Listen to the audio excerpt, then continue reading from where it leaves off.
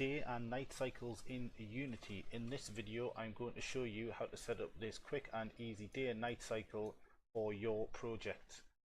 So to get started on that, I'm going to cancel the play and I'm going to create a new scene. I suggest you do the same. We will start off with just a directional light and the main camera. To start off, I'm going to duplicate this directional light and rename the second directional light as moon and the first as sun. I'm going to quickly go back onto the moon there and change it to a capital M because I am sensitive in that way. On the moon, I'm going to change the intensity to 0.1 and make it cast no shadows, just on the shadow type there. Now for these two to work, we are going to want to create an empty and rename that to the day-night cycle manager or controller, whatever takes your fancy. And we are going to make the sun and the moon children of that game object. This is a game object that we are going to put the script on. So in the right hand side in the inspector with the day-night cycle manager selected, click on add component and I'm going to call this the day-night cycle. And I'm going to make that a new script, and of course it's C#, create and add that. I'm going to double click it and open it up to edit the script. And from here, what I am going to want to do is first tidy this up a little bit, and we are wanting to get two transforms, public transforms. So I want to create a public transform at the top here, transform, and I'm going to call the first sun and the second moon. And as you guessed it, this will be the sun and the moon.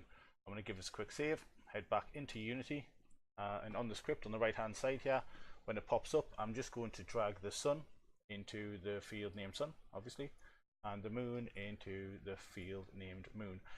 With them two there, head back into the code, and with this we are going to want to set up the orbitals themselves, set up their positions and such. So in the start, I am going to call a new function called setup orbitals, which will be our moon and our sun, and just below start I'm going to create that function, set up orbitals. And inside here, first I would like to change the distance that the sun and the moon is from the starting object. So I am going to create a vector 3 called distance from origin vector, and that is going to be equal to a new vector 3 with a value on the x, a 0 on the y and a 0 on the z. The value for the x is going to be an integer value that we will have at the top. I'm going to make it private, but I'm going to make it serializable, so give it a serialized field there. It's going to be an int, and I'm going to call it distance from origin, and I'm going to give that a value of 10 to start off with. And for the first value in this new vector 3 here, the distance from origin vector, I'm going to give that the distance from origin, which will give us a amount to move our sun and move away from our parent object, which is the day and night cycle, the controller we created. But to do that, we're going to have to actually tell it to move the sun and the moon. So sun.position is going to be equal to distance from origin vector, and moon dot position is going to be equal to the negative distance from origin vector, not origin vector. I'm going to save it out and head back into Unity. What that should do is push our moon positively on the x and move the moon negatively on the x. I'm just going to quickly reset the positions of these here. So the day-night cycle, I've just reset its position. The sun, I'm going to do the same, and the moon, I'm going to do the same. And then I'm going to focus on the day-night cycle manager by double-clicking it. And as you can see here, we have the sun there and the moon under it. When I press play, it should push the moon off to the right and the sun off to the right and the moon off to the left, which it has done. That's what we want. But as you can see, they are both facing in the same direction, and because we are using the z-axis of the day-night cycle manager to create our day-night cycle, it's not going to work with them like that. So we're going to have to change the rotations of the moon and the sun. So back in the code, just below where we've changed the positions, we're going to get the sun dot rotation and make that equal to quaternion dot Euler.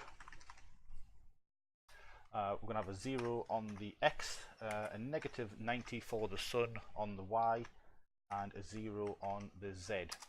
Before we go in and have a look at that, I want to quickly do the same thing for the moon. So moon dot rotation equals quaternion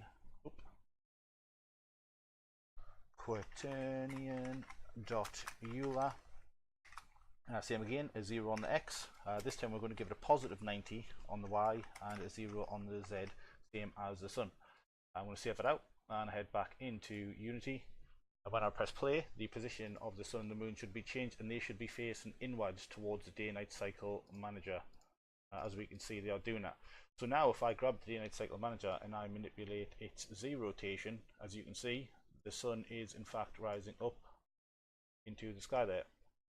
If I keep dragging that z value round, the sun will set on the other side, this, and then our nighttime will come around, and it will keep rotating around until the day comes back again once the code is set up. So that's it all set up there for the rotations and the positions of the sun and the moon. So let's get the actual script doing it on its own. In here, we are going to do the rotations in a fixed update method. So in the update here at the bottom, just going to put fixed in before that, and this is where we're going to do the actual rotating of the objects themselves. So I'm going to get the transform dot rotation, dot rotate,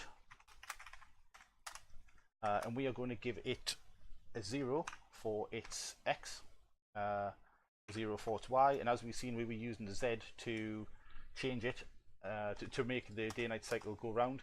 But we're going to want to declare a variable at the top here for us to be able to control the speed at which that moves.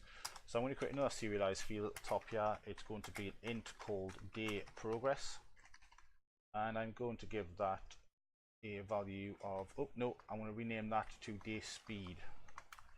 Day speed. There, I'm happy with that. And I'm going to make this a float as well. So we have the serialized field float day speed with a value of 0.1f. I'm going to quickly just move that to the just one up there. No, it's fine, it's alright. It's good how it is.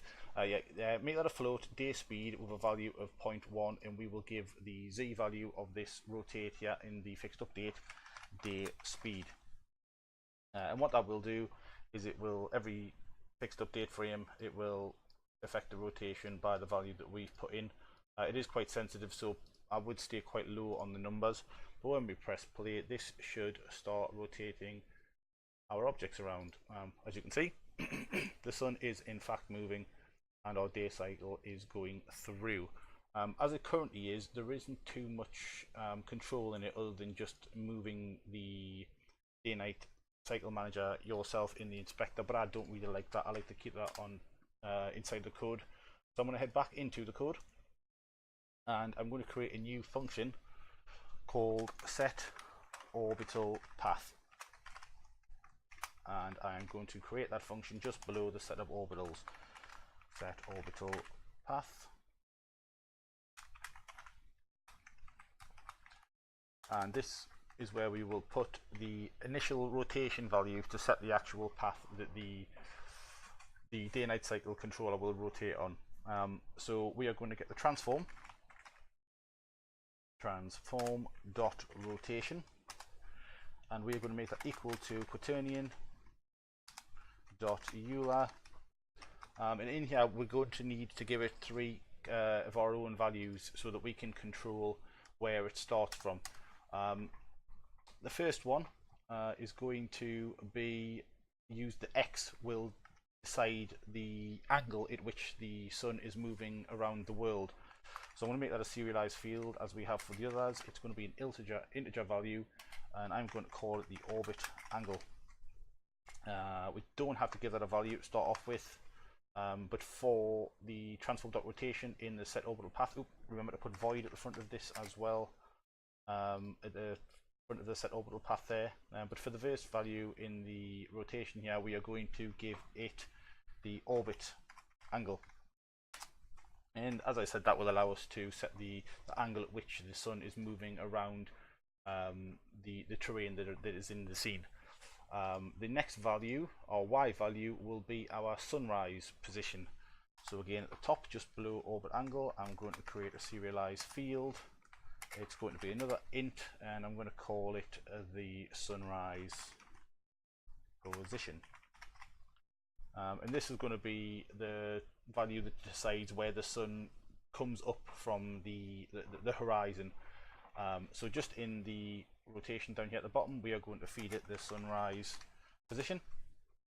And then for the next one, the Z, that is deciding how far through the day we are. So we are going to want another integer at the top, another serialized field as well, also an int, and this will be called day progress. And I am going to give this a value of, actually no I won't, I'll leave that as nothing. When it's set to nothing, it'll start with the sun coming up. It will literally be sunrise. So just in the bottom here in the rotation again, I'm going to put in day progress as the last value and then close that off. I'm going to give us a quick save, head back into Unity, and when these values pop up in the right hand side here, we can do it, there we are. With values of 0, yeah, we can see that when I press play, I will quickly, I'll just pause that, I'll drag the scene onto the side here so we can see without it jumping. Keep an eye on the scene view, not the game view.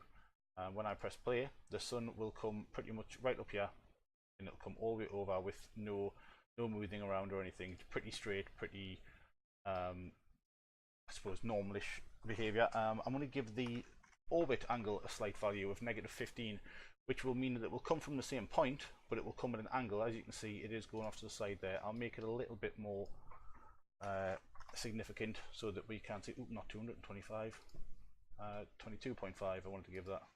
Oh no, it's because it's an int. I'll just give it a value of 25. We will see it will start from here like before, but it will come off in a much sharper angle. So you can play around with that to give the orbit a different angle if you like. We also have the sunrise position, which we can use to pick where on the horizon the sun's going to come up from. So I'm going to give that a value of -20, which will put it over to around about here, I do believe. It will still have the angle applied, but the sun should come around here-ish. Yep, there we are, and it's going to come at the same angle as what we had before. So you can get some pretty funny results with that. It's up to you what you want to do with it. You can of course change the day progress. So if you want it to start a bit more in the night, I'll give it a value of -45, and we will start pretty dark, and the sun will be coming up from the same angles that we set. So it gives you a lot to play with. You can move it around and get any kind of effect you want. I suppose you could even get it so the sun was rotating around the horizon the whole time, if that is something you would want. I don't know why, but it is doable. That is everything for this script. I do hope you found this helpful, and I will see you in the next one. Bye bye.